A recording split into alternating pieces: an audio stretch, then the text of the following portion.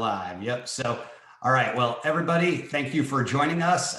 Super excited for this particular webinar today. The title of it is Always Know What to Say. And we've got obviously the masters of that on with us today, Brian Curtis and Tristan Ahmada.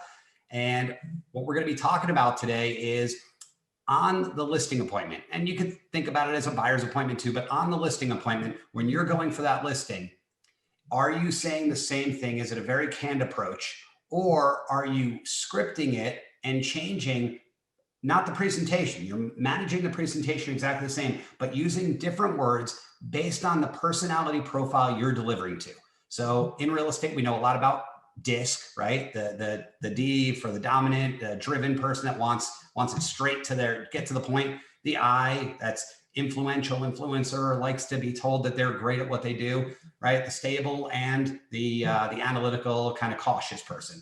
So do you change that around, and do you change the words you use and what you say from a speech scenario, as well as even NLP, neuro-linguistic programming, when you do that? So again, Brian Curtis from the Curtis Group in Bentonville, Arkansas. And is it just in Bentonville now? Brian, we work Northwest Arkansas. I did participate in a team, helped the team grow here in Denver last year. It was a fun project. It was a one-year project. We took that team from 1.1 to 2.4 million, so that was fun. But I stepped away from that this year, focused more on our team there, and focus on coaching, because that's really my love and my passion, is to help people grow their business. So. Love it. And Tristan Ahmada, everybody knows, the CEO of LabCoatAgents, and runs an amazing team in Southern California, Los Angeles, Beverly Hills, some of the Valley. So Tristan. Malibu, yeah. Can't forget about the boo. Yeah. So, dude, I love this topic because we get so many different takes on it, but I think between us three, it's going to be pretty similar in our approaches, which is going to be cool to see, because I think we've got it down. Yeah, and I can tell you, as a team lead here in Las Vegas, my own team members, sometimes they'll go out on a listing appointment, they come back and it's without signed paperwork, and I ask them what happened, what they went through, and then we'll take that and kind of workshop it. And typically it's not that what they delivered was wrong, it was the wrong way to deliver it. And so I go through that with them. Well, what were the questions they were asking? Do you understand why they were asking those questions? Do you understand what type of personality they were? And they'll talk about how they said, "Oh, your house is absolutely gorgeous. These countertops are fantastic," and it's a high D. And no, they don't. It's like Quentin Tarantino in Pulp Fiction without the foul language. But I know my coffee is good. I bought the coffee, right? So. So we don't need to go through that with some of them. So anyway, so just wanted to open up that topic and say, I'll hit you up first, Brian. So when you go into a listing appointment, what do you do to kind of size up your client, know who they are, and start the delivery of the presentation? And then how do you ebb and flow through it?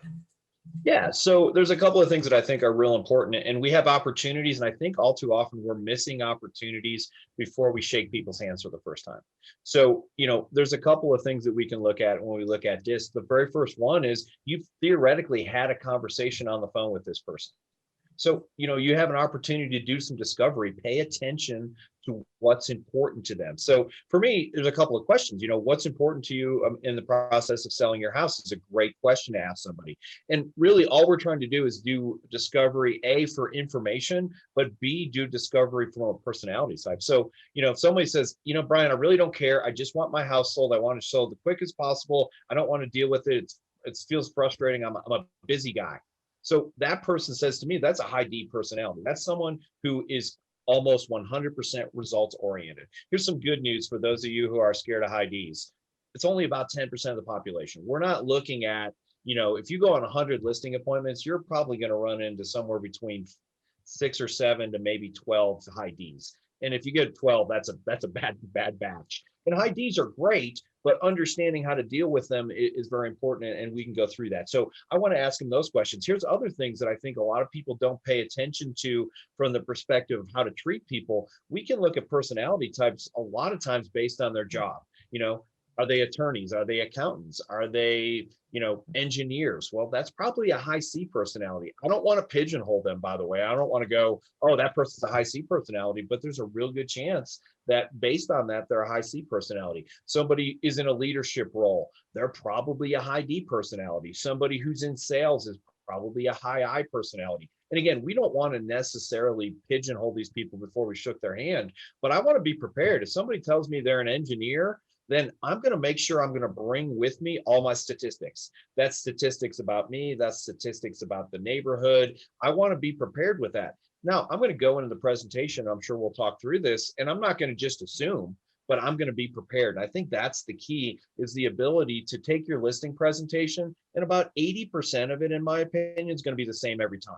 It's that 20% flex that allows you to be better. And, you want to always make sure you're giving them a full shot, because if not, I've done this, and I don't know if either you guys have done this, but I've made an assumption a couple times. I go in, oh, this is a referral. They want to list with me. I bring the listing paperwork. I sit down and go, great. So when you guys want to get your house on the market? We're like, well, we haven't picked a real estate agent yet.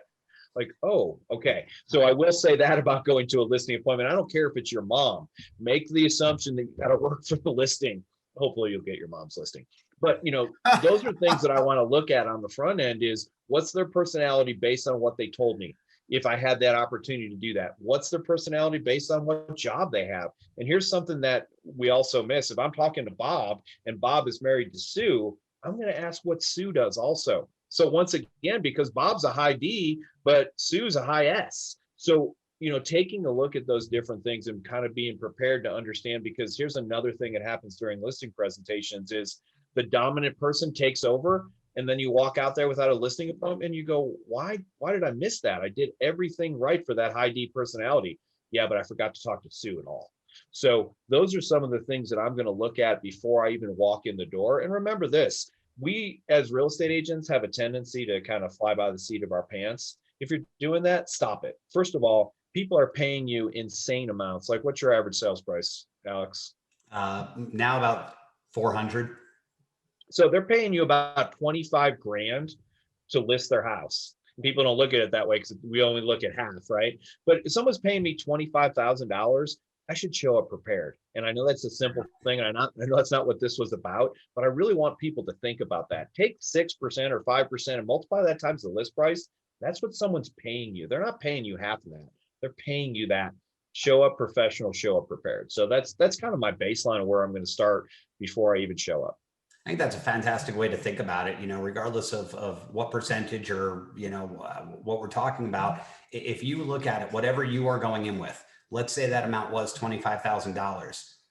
How much work would you be willing to do on a rate? Take it out of real estate. If you were fixing cars, how many hours would you be willing to put in to make $25,000? Yep. Right. And most people, I don't think about it that way. So that was a kind of mind blow for me, even, of like, wow, wait a second. I'm going to go in, half-ass it, or come in with this canned presentation and not really do my research and do what I should be doing in order to actually increase my odds of walking away successful. Yeah. And people wonder why they get frustrated with the real estate agents. We wonder why we have commission compression. Well, if I show up and spend 15 minutes with you and say, sign here, I don't deserve $25,000. Maybe I'm going to do a good job further down the road. But my point is, go in there and act like you've got to earn that business. And again, part of that is showing up with a different presentation. And here's the thing, and I'm sure we'll go into this, but this is all about listening.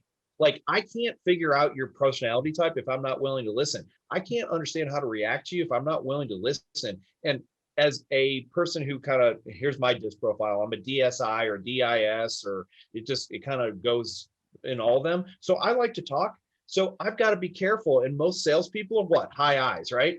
We walk in there, we go, bubble, bubble, bubble, bubble, bubble, and then they go, I wonder why we didn't get the presentation. Well, you didn't hear a damn word they said. So, here's my one advice for high eyes. Write this down if you're watching it. Write these 2 words down. Take it with you. Get a tattoo on your hand. Shut up. And I know that that's really hard for us, but we have to shut up. We have to let them do the talking. So anyway. And I'll give 2 more words to write down, is active listening. because there's one thing to shut up. There's another thing to already have your next statement thought of and prepared regardless of what they're saying. You need to actively listen so that way, and then mold your conversation on what your next statement is going to be based on what they said, not based on what you want to say. That's a solid point, guys. And I think I struggled with this portion of it as a newer agent, and that was not coming in with the right energy, right? And if that's the case from the very beginning, I mean, I remember sitting at my first $4 million listing appointment. My first $1 million was a $4 million listing appointment. All right. I'm sitting there and my energy was terrible because I was sweating like crazy. I was nervous a lot. And I was wearing a suit, a tie, and it was bad altogether. I'd rather forget it. But look, the energy I was bringing to the table was lack of confidence, right? I thought I was fully prepared, but I really wasn't. I was only prepared for one specific type of personality, right?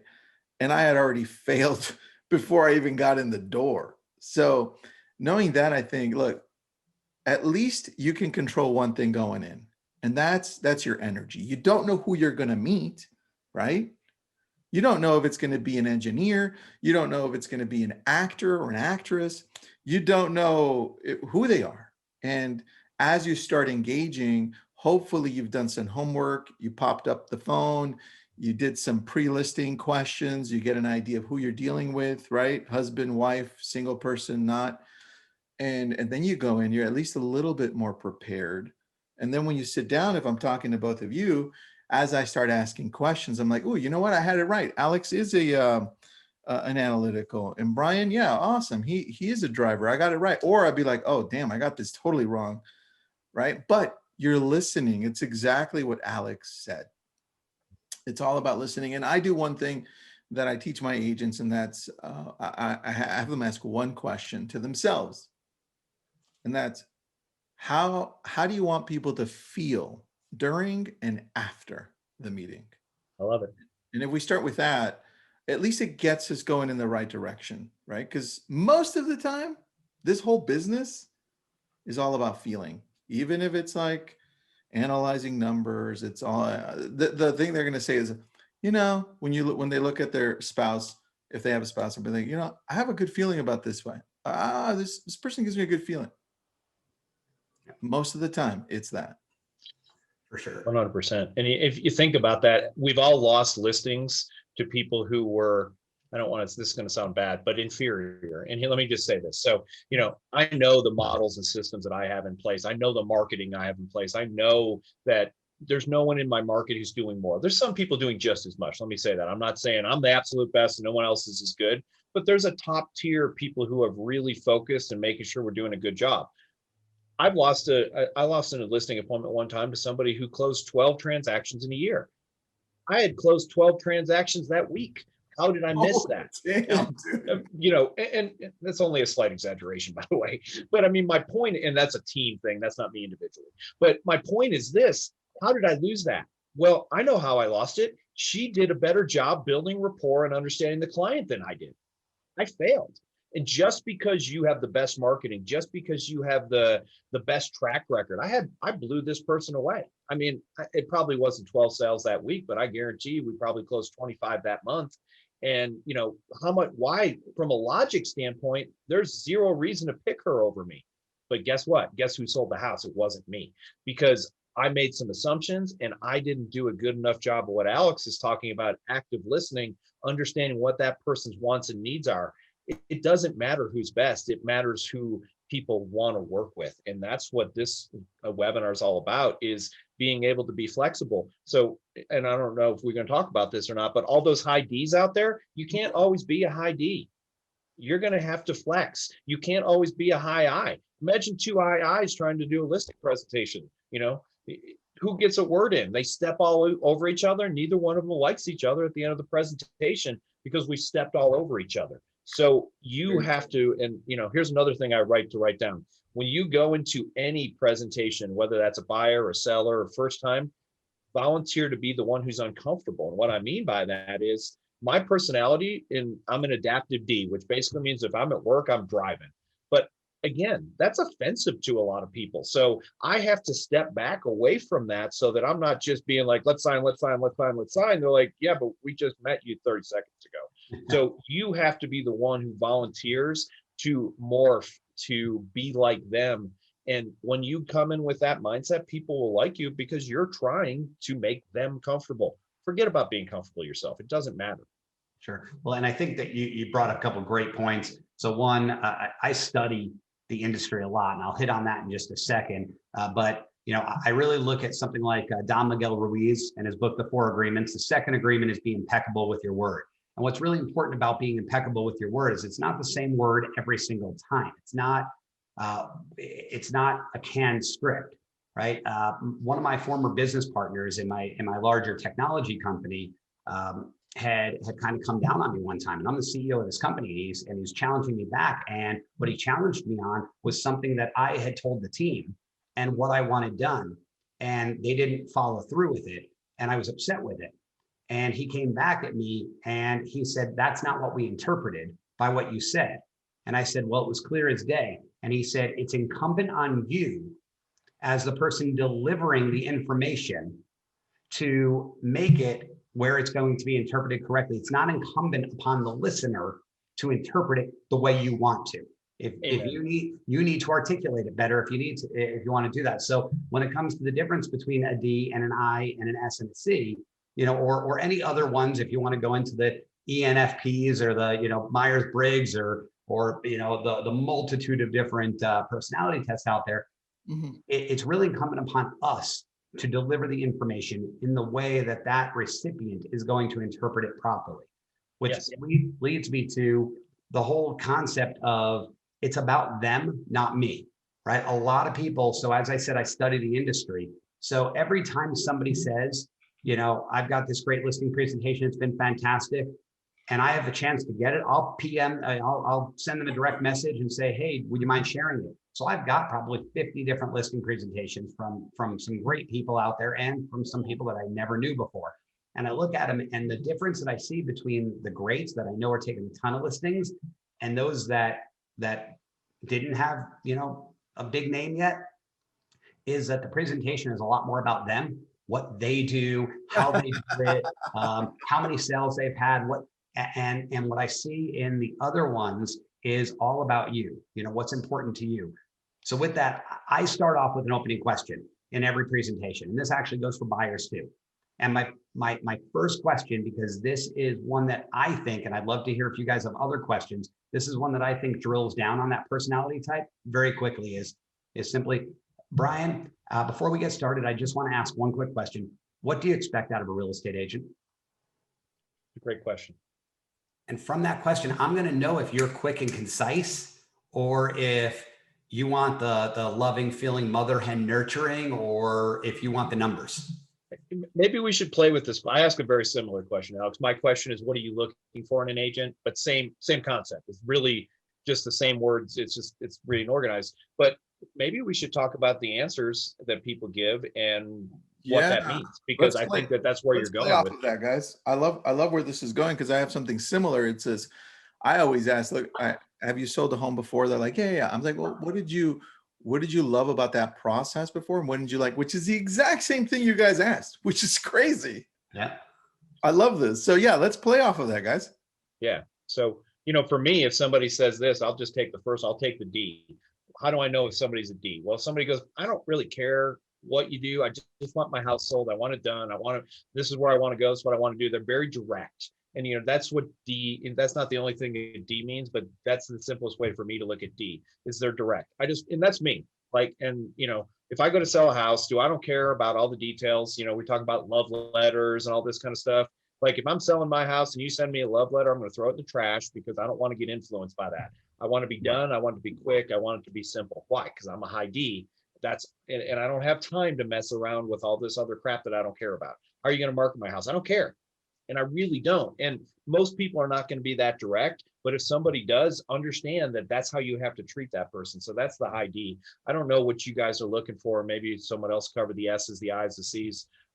But that's what I look at, is like, what's that answer? If it's short, simple, sweet, to the point, I know they're a high D and I've just got to get it. But again, we have to be careful, because yes, Bob's a high D, but Sue's a high S. So be careful about that, not to make the assumption just because one person's a personality type, the other is. So what would be great in that case, Brian, is, so I just asked you that, you told me that, and I would say, Sue, is that what you're looking for in an agent as well? Or do you have any other considerations? And bring that question on, make her part of the conversation. She's going to feel more important that way anyway. And if you happen to be talking to Sue, then ask Brian, hey, what, is there, she was the one that dominated and answered the question, because you're absolutely right in that. Yeah, I've certainly seen, where people will answer something along the lines of, well, I just want to make sure that people are considered in my schedule. I don't want a ton of people through the house. I am a little bit protective of my stuff. So, and I've got the kids, I need to keep the place cleaner. So I need to really know in advance when people are going to be coming. What is that telling you about somebody? I know what I would say. Yeah. I'm thinking there's a high S, right? In there, but some I in there as well, because I want to feel good about it. Yeah. And I was thinking about this because I wanted to make sure I was prepared for this as we went through it. But one of the things that I like, and you just hit on, it's what maybe bring up, I's and S's have a tendency more to talk about their emotions. D's and C's have more of a tendency to talk about plans and details and understand that. And a lot of people are like, well, D doesn't want details. Yes, they do. They just want the details that apply to them and only apply to them. They don't want to know how they got there. They don't care how the cake gets made. They just want to make sure it gets made. And no so, fluff, no sugar, just yeah. Look at those things. Look at if their responses are emotional, they're probably an I or an S. And by the way, I's are simple to figure out, right? You ask them a question and 15 minutes later you get to talk again. That's an I. That's real hard to figure out. So those are the toughest ones to just like get to the point with. For me, yep. I'm a driver for the most part. It's like, can you stop talking already? Because I'm tired. Yeah. And here's the number one thing you have to be careful with an I, and we all have done it and we all will do it again. Do not interrupt an I. You've just insulted them. You've ruined their day. They feel bad. And I's and S's are about feelings. So if you're going, the last thing you want to do is make somebody who you're asking to work with you feel bad. Do not cut off an I. You know what? With that, actually, on the I, I've learned over the years that if you shift where they're going with where you want to go, mm-hmm. you can get them to where you want them to, but it does take a little bit of time, right? It's like you're like hurting them, but you're listening to them. And through that listening, which is what both of you said at the beginning, you're bringing them back. And that's how you're creating this trust. It's like, this guy's listening. I like him.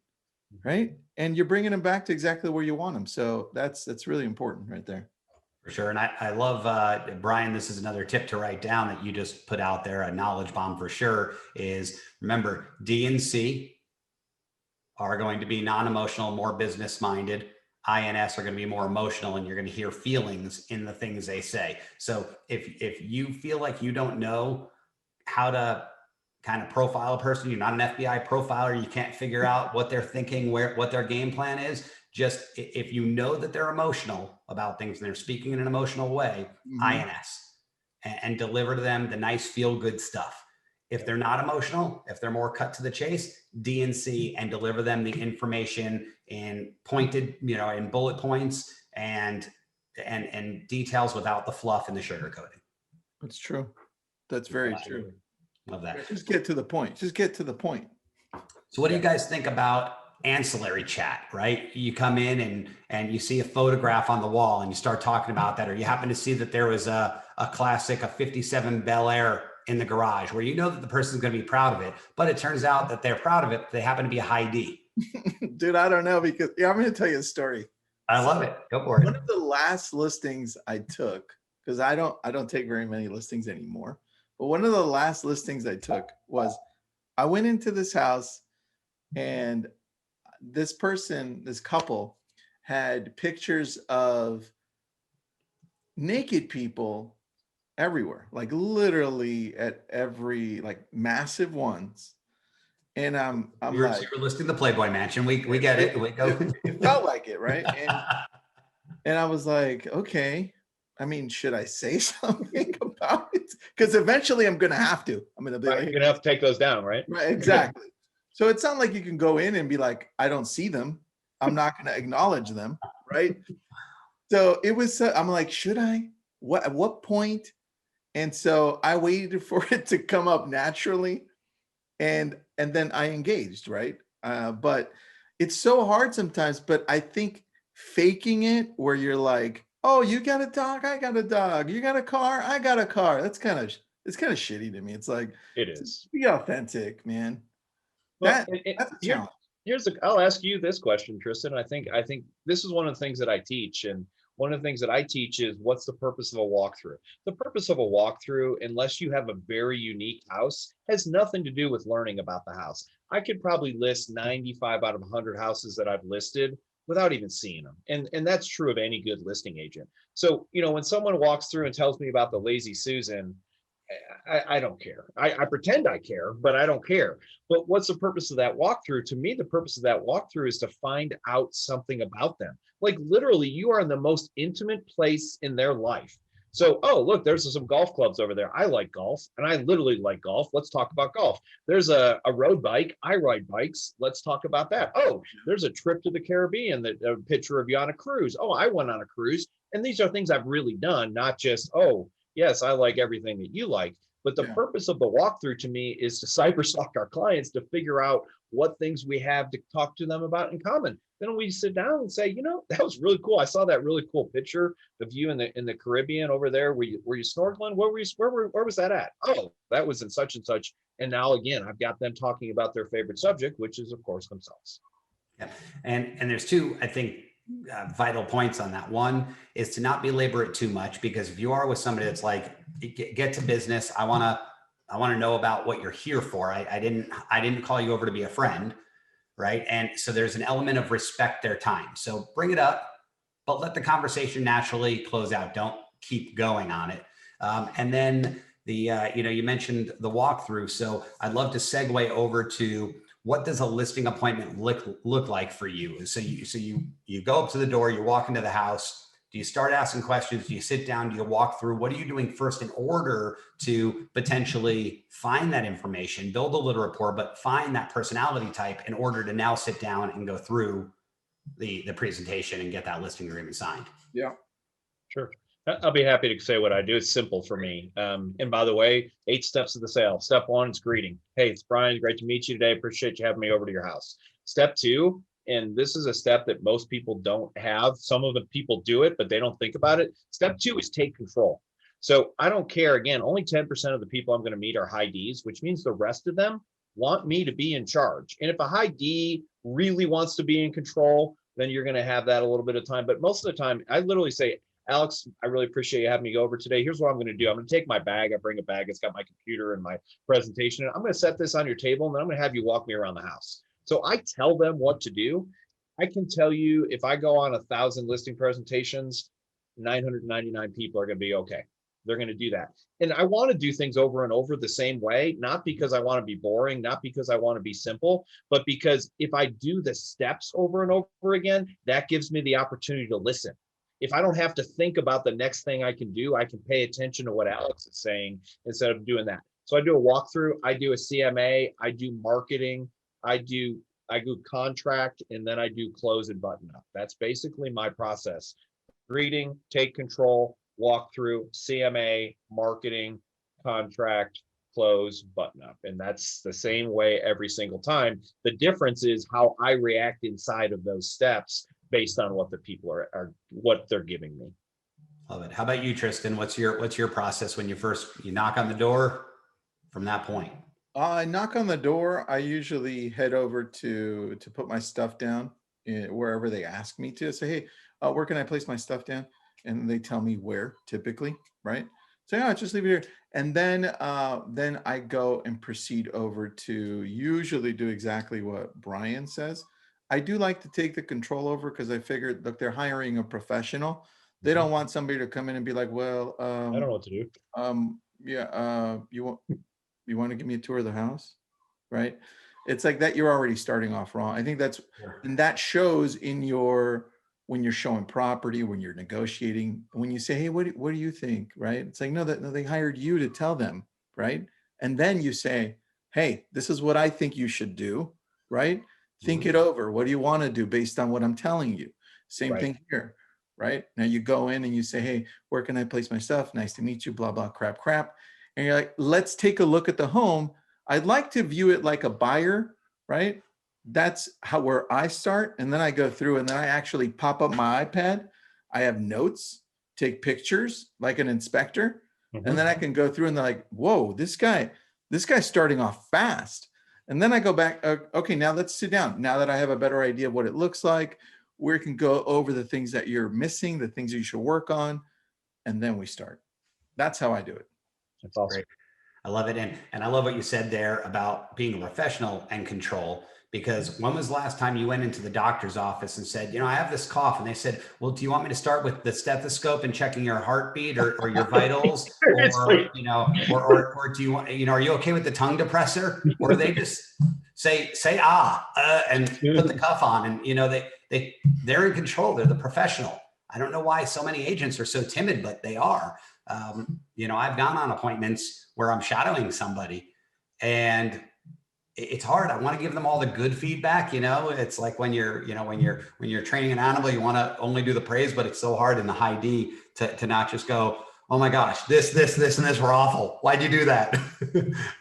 But you see that a lot. You see it where they're so in fear. They're so desperate to get that listing appointment that they want to be the obedient one. And typically when you win that listing, it's because you made the seller the obedient one, because you are the master of your domain. And even though the house isn't your domain, the industry is your domain. And I've had other agents that took way overpriced listings just to get the listing and didn't even try to get it down. And I've let them know that, you're getting barked orders at you. You're an order taker right now, not an actual professional. So, well, and I think it's something that's important, Alex. Right now, if you get a sign in the yard, you've won, but that's not regular. And I think those people who have been in the industry for less than 5 years, there's an impression that that's regular, because that's been the last 5 years. I know it's extreme in the last probably 12 to 18 months, but even before that, the hardest part about selling a house was getting the sign in the yard. The market is going to shift. I don't know when.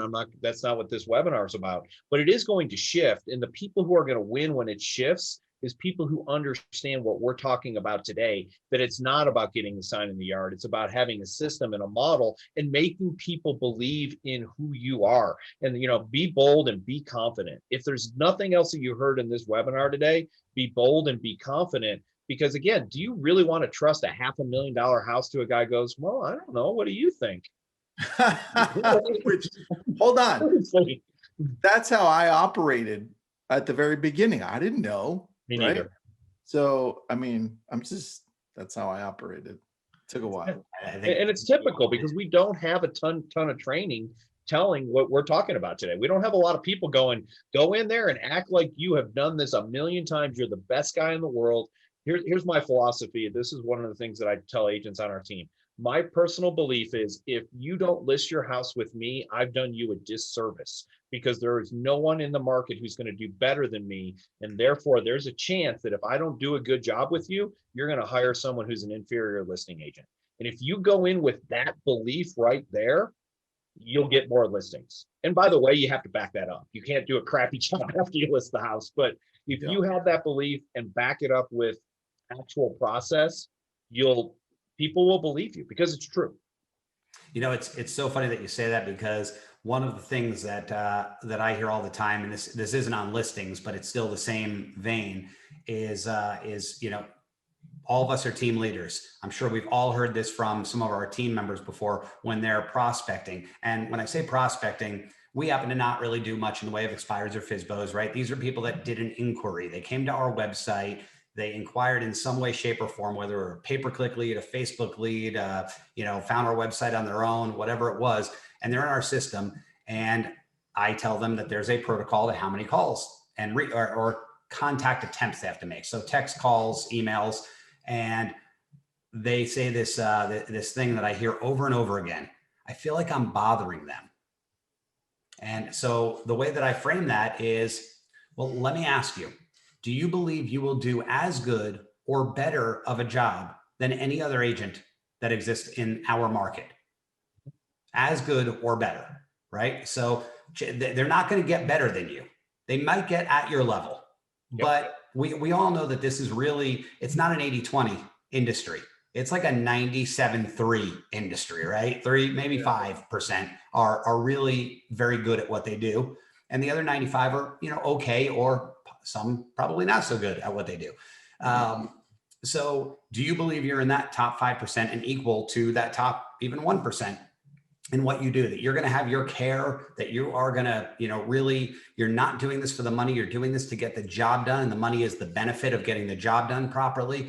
And if you believe all of that on the phone call, then you're not bothering them. By not calling them, you're doing them a disservice, because they might get a call from some other agent that is all about the money, that doesn't give a crap about the client, and is not going to do a good job at all. So that would be a bother. Right. So that's what I always tell people to go into the call with the confidence of is, I'm going to be providing them the best service that's available out there. And as long as I do that, then it shouldn't be a bother. It's actually more of a favor, but I'm going to earn the business. I'm going to do my job and earn the business. I don't want to be like we're God's gift by any means, but at the same time, we're doing them a service by making that a call again, even if it is inconvenient. Absolutely. I think it goes along that same lines. Yeah, I agree, man. I agree. So what other tips? I have a question. Oh, go ahead. Question for both of you. How important do you think tonality is when we're talking to either buyer presentation, listing presentation, or just in a meeting? How important is that? I think Alex, you go first.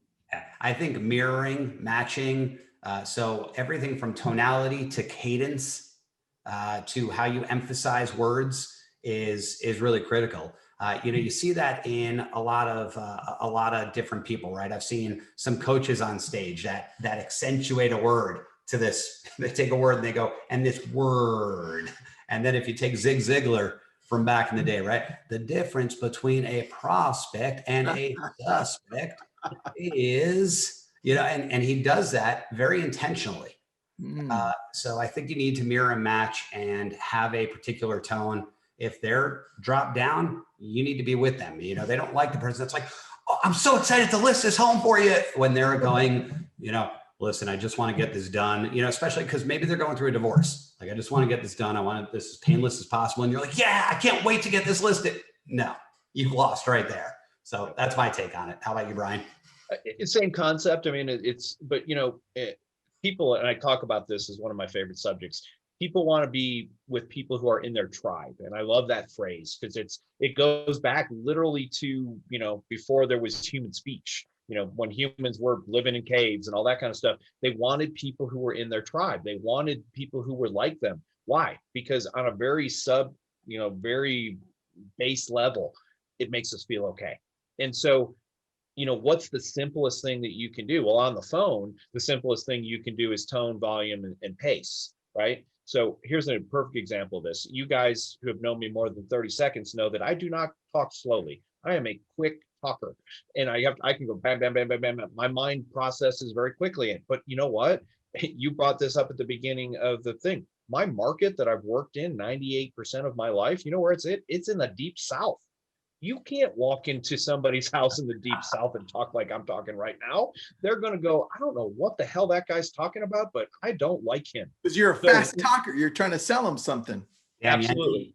So, tone, and it's funny because I was just thinking about this. Here's another thing when you talk about this. Think about the high S's that you know in your life. And by the way, here's something that's real interesting about high S's. 70% of the population registers as a high S.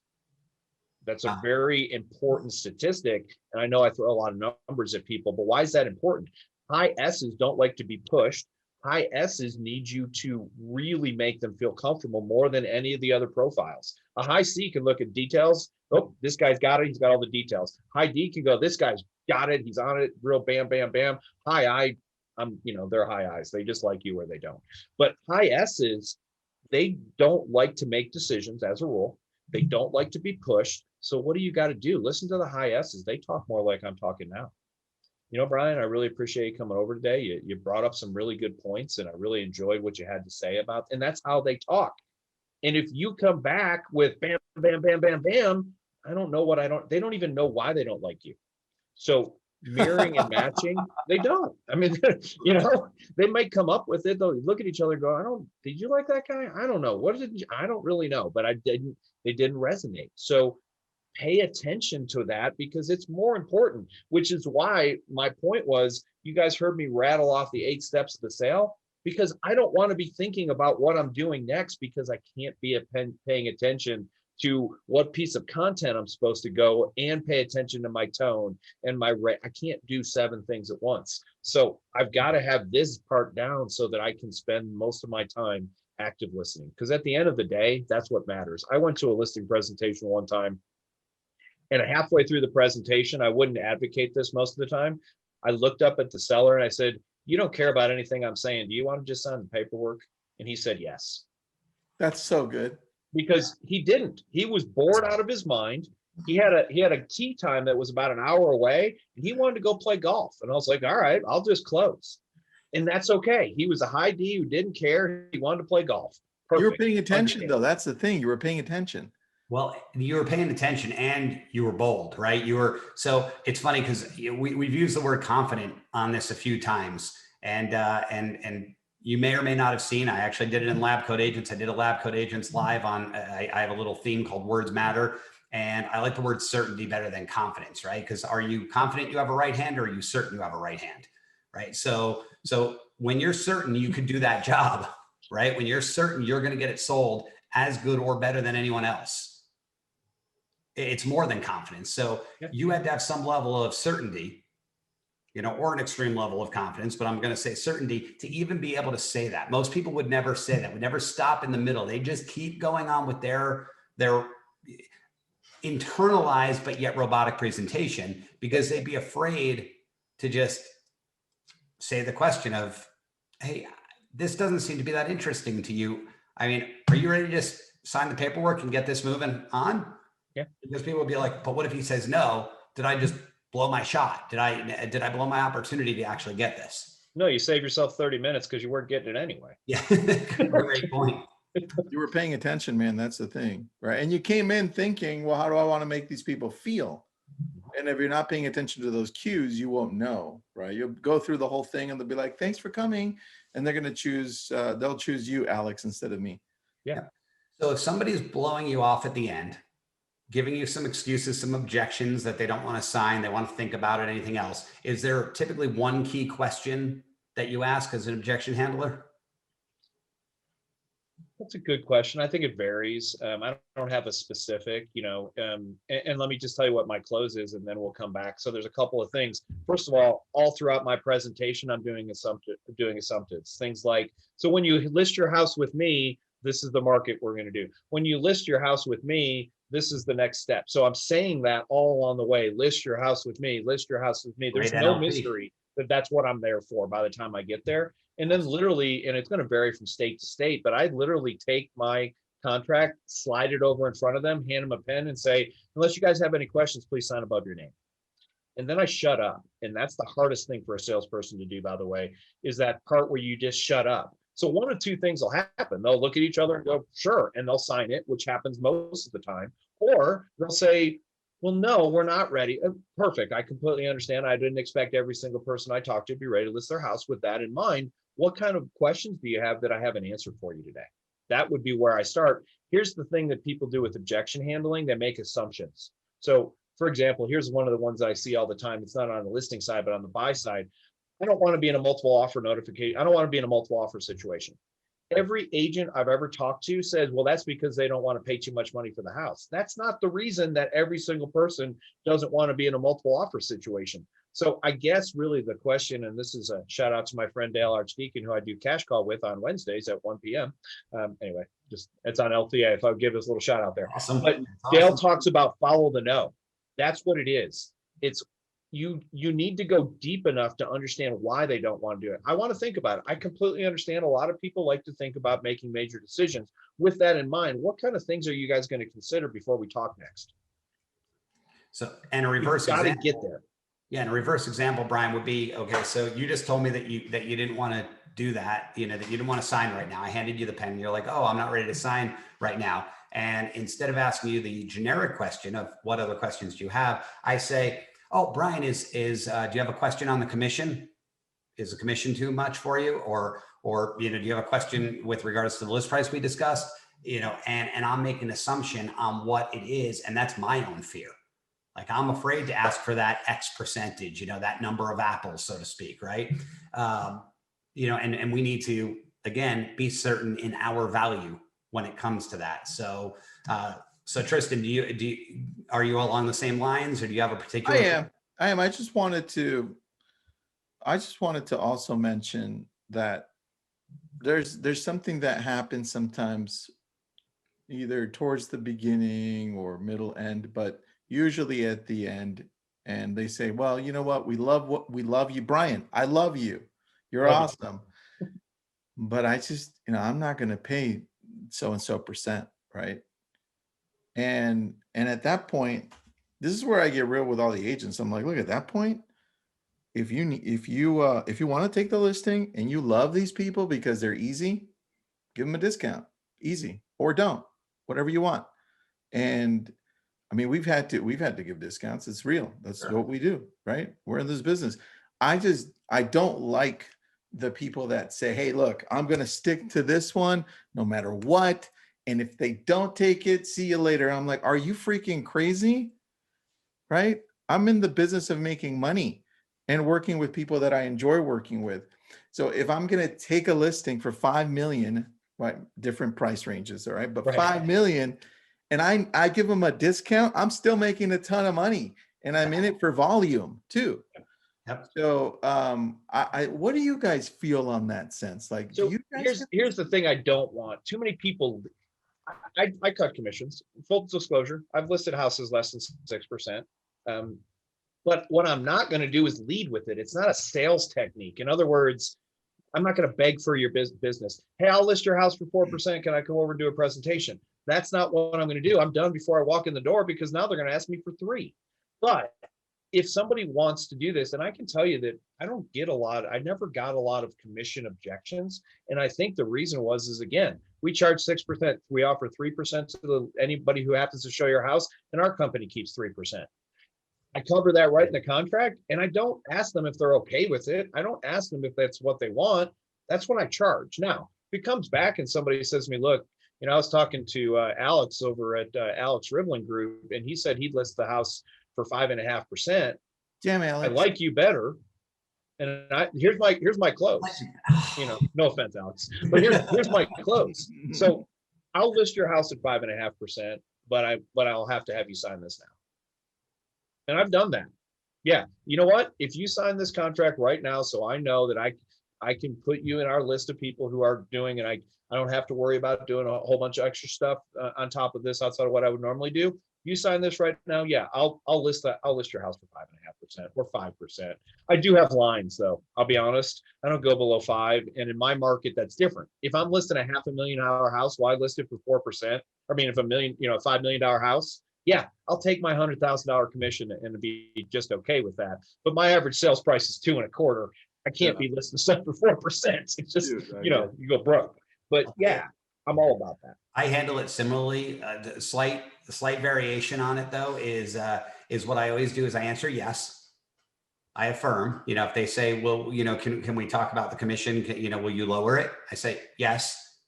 Affirm that I will, and then I go into, however, let's go through a couple of the things that we're going to be doing. Are we going to be discounting the commission to the buy side? And potentially they're supposed to show everything, but that doesn't mean that they don't put, the higher commission properties first. And then if they fall in love with that one first, they never even got to see yours. And then when it comes to my side, there are several things that I'm doing. One of them is, making a living and putting food on the table. The second thing is that I'm, splitting some commissions with some other people that are involved, like the brokerage and, Uncle Sam. And then the third is I'm marketing.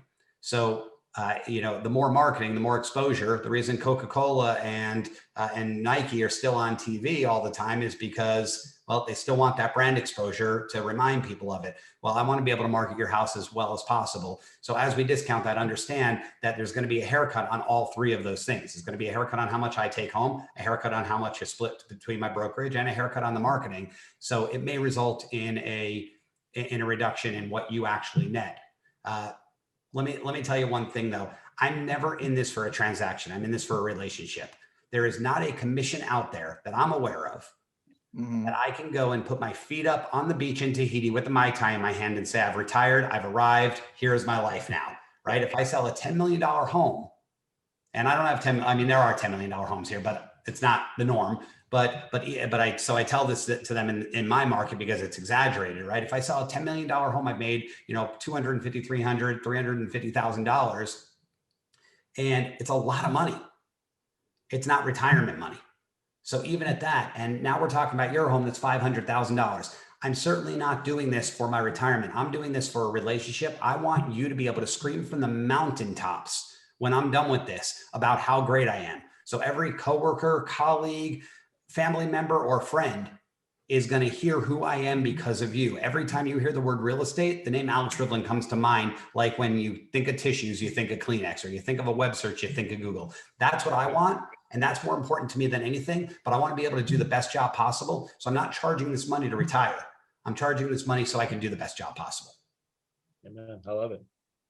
Yeah. There's lots of commission handlers. Here's a fun one. Bring 6 business cards with you. And somebody says, why do you charge 6%? But 3% goes to any agent who shows the house. 1% goes to my brokerage. 1% goes to marketing. And this is what I live on. So out of curiosity, if someone's going to charge you 4%, they still got to pay 3% to that buyer's agent. They still got to pay their office. They still got to eat. What do you think they're going to chintz on? Yep, exactly. So, and one of the things that I also like to always say, and I say this to my agents a lot, especially those that, may take an overpriced listing. I always ask them, what business are we in? Are we in the business of listing houses, or are we in the business of selling them? Yeah. Because having a big listing inventory sucks unless you're selling them. Well, also here on that, I think if you're going to take a listing that's overpriced, and then I think at that time, you also have the sellers sign a price reduction every time. Yeah, when you agree saying, hey, look, after 2 weeks, if we have no activity, let's agree to lower it to market value or around there, right? So that's a plan that we have too, if they want to take it at a high price. Yeah, I will. That's the only way I'll do it. I call it a de-escalation clause. I put it in additional terms. And if they don't want to just drop it, if I'm saying it's 450 and they want 480, then I'll say we'll do 3 drops. We'll never drop it below 450 without direct authorization from you. But I have it where we're going to go down after 7 days to 470, after another 7 days to 460, after another 7 days to 450. And then from there, we have to discuss it. You got it. You got it. And then what do you guys think about somebody just pushing on your commission and saying, hey, look, if you're just not, I don't care that you have to split it with your broker and your grandma and whoever. I just, you know what, this is my bottom line. And what do you do in that situation? I'm typically going to take it at the reduced amount, because again, it's about the relationship. And I just, I do make a little fun with it. I always go, listen, Tristan, I literally never do this. So the one thing that I need from you is I need absolute confidentiality. Like, you literally can't tell your mom that I did this. If I find out that you did this, I do own stock in duct tape, and I have no problem putting a full roll around your face. I love that, dude. You have to have good rapport to do that, by the way, guys. Yeah. That's so good. How about you, Brian? Yeah, I'll answer the question the same way. So one of the things I like to do is I don't like to drop for no reason. I was in a completely different sales business before I got into real estate, but coming up with a reason to do a drop. So if somebody says, look, I've got 4 other agents who want to list my house 4.5%. If you want it, we like you, but that's my top number. And I would probably say this, you know what, Tristan? I'll do it. I'll do 4.5%, but I need one thing from you. I need 3 names of people who might consider selling a house. That I'm not talking about if I call them and you go, I've never heard of Tristan. I'm talking about people who are legitimately people who are looking to buy and sell. Do you know 2 or 3 people who might do that? If you can do that for me, give me their name and phone number, and then shoot them a text and let them know I'm going to call them. then yeah, I'll do this for 4.5%. But one other thing, like Alex said, but you can't tell them I listed your house at 4.5%, or my chain of losing money is going to continue. That's interesting. I usually look to how they got there, like personality wise. Because if it's a total D, I'm like, I'm out. See ya. I'm not even gonna take it. But if it's like somebody who is like amiable and expressive, even analytical, right? I'm like, okay, we can do this. But if they're totally being a dick, then I'm out. I'm like, see ya. And sometimes it depends too. Like, we haven't dealt with this in what, 10 years probably, but sometimes you look at the math and go, well, if they sell it for any more than 4.5%, they're going to be upside down. And we haven't had to deal with that in a long time, but that's a different scenario too. Like, why? Are you cheap? Are you, don't care, what is the reason for that? And if it's, look, Brian, we don't have 5,000 to bring to closing. All right, someone's going to list their house. I will do that. And I feel good about that. Like, hey, you know what? I listed it for 4.5%. They gave me a couple names of people who might consider it, and I did a good deed because these people needed to sell their house. And it's, so there are situations where we just help people, and that always comes back. Well, I learned the love it or list it from you, Brian. So, so you will sell for no listing commission side based on, the guarantee that you provide. So that's awesome. So we're running up against the clock. So I've got one last thing to ask, and that is, I hear this out there quite a bit in regards to, I'll talk to agents, some newer agents or some agents that just aren't as strong on the listing side. And they'll say, out of the last 10 listing appointments I went on, I only got 2 of them. I don't know what the averages are in the country, but I know there's a lot of people that only pick up 3 or 4 out of 10. And then I hear, typically like in the 6 range, but then there's some rock stars out there that are doing, 8.5, 85 out of 100, or maybe even 90. So would you say that what we're talking about today, the nuance of understanding the client, what their goals, what their objectives are, not talking so much about yourself and talking more about them and achieving those goals, is the difference between it? Or are there other things? Is it, well, it's the good looking person versus the not as good looking person? I hope not. With, the best cologne on, is it, or is it pretty much down to the nitty gritty of what we're talking about right now? Tristan?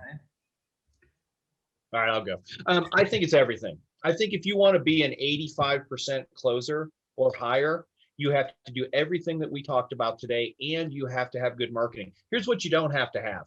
You don't have to have, I'm the greatest real estate agent ever, and I've sold 1 million houses, and everybody loves. Nobody cares. Nobody cares what you did for you. And by the way, if you go in there and show people the $85 million you made last year, you know what that says to them? Well, this guy can afford to cut his commission. So I only talk about myself and my personal success if and when I'm asked. And it's short and simple. Hey, this is us. This is our numbers for the year. Here's our days on the market. We're the, one of the top 5 teams in the market. And we've been that for the last 5 years. And that's it. I don't care to explain why I'm great. What I care about is what can I do to help you? And, to me, mirroring and matching, building rapport, listening, and talking to people the way that they want to be talked to. Again, back to my story about the lady who sold 12 houses. She built better rapport. She listened better. Had nothing to do with the fact that I had 10 times the marketing budget that she did. It's about giving people what they want, and to give people what they want, you have to actively listen. And it's a puzzle, right? I look at every presentation I'm in as a puzzle, trying to figure out what they're thinking, why they're thinking it, and how I can help them get what they want. Zig Ziglar, and this is my final thought, the more people I help get what they want, the more likely I am to get what I want. And that's exactly what this is about. How can I help you get exactly what you want? And that's the service I want to provide. Perfect. Tristan, closing remarks? Well, dude, I agree with both of you in the sense that it really comes down to how well you're going to connect with them. And it comes down to how they feel you're going to help them. There's one thing I've learned over the years is that people don't care about all the shiny shit you've got. It's how they feel you're going to be able to help them get to where they want to get to, right? And that's just through you making them feel comfortable with your processes and systems, and showing them that your stuff is going to sell their home, in this case, if it's a listing, or help them buy a home. right? They don't care how they get there. They don't care if it's you, me, or somebody else. It's really that connection. And a lot of us miss it because we're using the wrong tonality, the wrong approach. We're not listening. It's everything we talked about. Exactly what Brian just said. Excellent. Well, thank you guys. Once again, Tristan Ahmada, Malibu, California. See, I did Malibu first this time. LA, Beverly Hills, Agora Hills, Woodland Hills, Calabasas, that whole area, right? You cover all. Just California. And Brian Curtis, Northwest Arkansas, Bentonville, Fayetteville, all those areas. And I'm here in, my motto is we know Henderson. I'm in the Las Vegas area. We do a lot of work in business in Henderson. So thank you guys all. Hopefully the crowd got a ton of nuggets here. And I think there were some great gold bombs dropped here. So thanks so much. Thanks, guys. Appreciate y'all. Bye. Thank you.